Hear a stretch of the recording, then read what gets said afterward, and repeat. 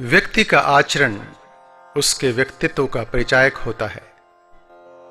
हमें किसी भी मनोदशा में क्रोध से बचना चाहिए, क्योंकि क्रोध से हम दूसरों के साथ साथ खुद को भी नुकसान पहुंचाते हैं।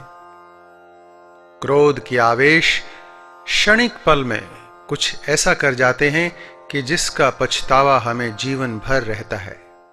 आज हम क्रोध को काबू में रखने को लेकर एक कहानी का वर्णन करेंगे, जो बिल्कुल छोटी सी कहानी है, जिसका नाम है बाड़े की कील। एक नगर में मोहनदास सेठ रहता था, जो अपने लड़के से बहुत प्यार करता था। लेकिन सेठ का लड़का बहुत गुस्सैल था। छोटी छोटी बातों पर अपना आपा खो बैठता था। हर दिन उसकी लड़ाई किसी न किसी से होती रहती थी। सेठ अपने बेटे की इस आदत से परेशान हो चुका था। बहुत सोच विचार करने के बाद एक दिन पिता ने उसे कीलों का भरा हुआ एक थैला दिया, और थैला देते हुए उन्होंने कहा कि जब भी तुम्हें गुस्सा आए तो इस थैले में से एक कील निकालकर बाड़े में ठोक देना। पहले दिन सेठ के लड़के को 50 बार गुस्सा आया था।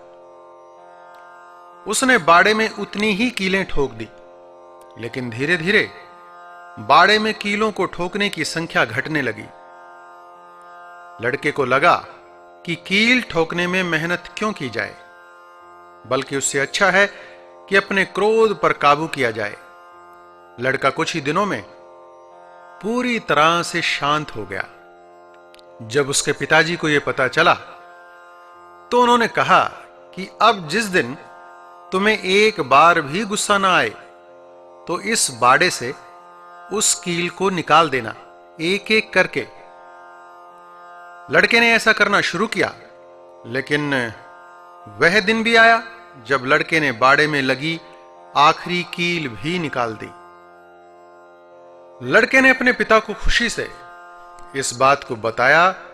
तब मोहनदास उसका हाथ पकड़कर उस बाड़े के पास लेकर गया। उन्होंने कहा कि तुमने अच्छा काम किया, लेकिन क्या इन छेदों को देख रहे हो? लड़के के पिताजी ने समझाया, ये बाड़ा अब पहले जैसा कभी भी नहीं हो सकता जैसा वो पहले था। ये छेद कभी भी नहीं भर सकते। इस कहानी से यह शिक्षा मिलती है दोस्तों, जब हम क्रोध करते हैं तो हमारे शब्द भी इसी तरह सामने वाले व्यक्ति के दिल पर गहरे घाव छोड़ जाते हैं।